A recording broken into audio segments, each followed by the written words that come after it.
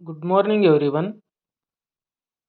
ನೋಡ್ರಿ, ನಿನ್ನೆಯ ಪ್ರಜಾವಾಣಿ ಪತ್ರಿಕೆಯಲ್ಲಿ ಬಂದಿರತಕ್ಕಂಥ ಒಂದು ಅತ್ಯಂತ ಉತ್ತಮವಾದ ಒಂದು ಸ್ಟೋರಿ ಇದೆ.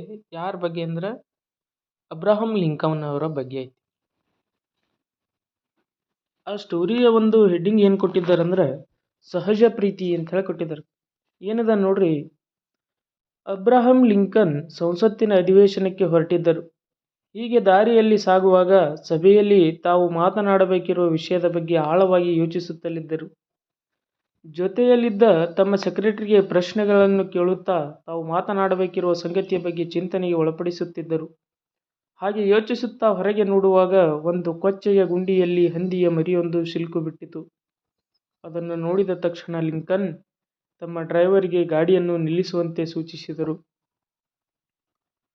ಇದ್ಯಾವುದೂ ಗೊತ್ತಿರದ ಸೆಕ್ರೆಟರಿ, ನಡೆಯುತ್ತಿರುವುದನ್ನು ಸಂಸತ್ತಿನ ಅಧಿವೇಶನ, ನೀವು ಬಾರದೆ ಸಭೆ ಆರಂಭವಾಗದು, ಅಮೆರಿಕದ ಸಂಸತ್ತು ಯಾವತ್ತೂ ತಡವಾಗಿ ಆರಂಭಗೊಂಡಿಲ್ಲ ಎಂದು ಎಚ್ಚರಿಸಿದ.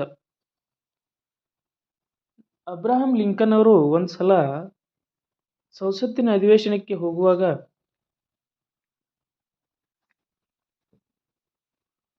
ದಾರಿಯಲ್ಲಿ ಒಂದು ಕೊಚ್ಚೆ ಪ್ರದೇಶದಲ್ಲಿ ಏನಾಗಿತ್ತು ಅಂದ್ರೆ ಒಂದು ಸಣ್ಣ ಹಂದಿಯ ಮರಿ ಸಿಕ್ಕಾಕೊಂಡಿರ್ತದೆ. ಅದರ ಕುರಿತು ಈ ಸ್ಟೋರಿ ಅದ. ಅಧಿವೇಶನಕ್ಕಿಂತ ಮುಖ್ಯವಾದ ಕೆಲಸ ಇದೆ, ನೀನು ಹೋಗಿ ತಯಾರಿ ನಡೆಸು ಅಂತ ಹೇಳಿ ಏನು ಮಾಡ್ತಾರೆ ಅವರು ತಮ್ಮ ಸೆಕ್ರೆಟರಿಗೆ ಹೇಳ್ತಾರೆ.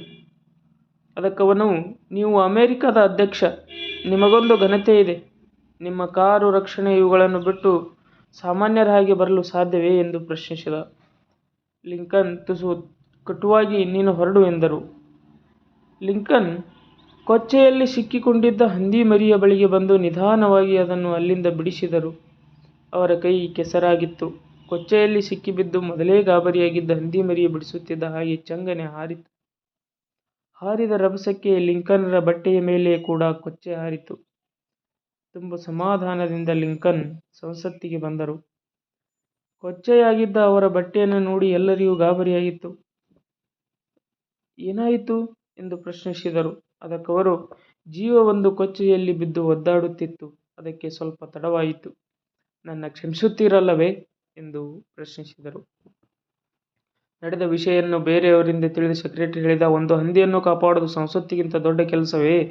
ಅದನ್ನು ನೀವು ಬೇರೆಯವರಿಗೆ ವಹಿಸಲೂಬಹುದಿತ್ತಲ್ಲ ಎಂದು. ಜೀವ ಕಾರುಣ್ಯಕ್ಕಿಂತ ದೊಡ್ಡದು ಯಾವುದಿದೆ? ಈ ಮಾತನ್ನು ಎಲ್ಲರೂ ನೆನಪಿಟ್ಕೋಬೇಕು.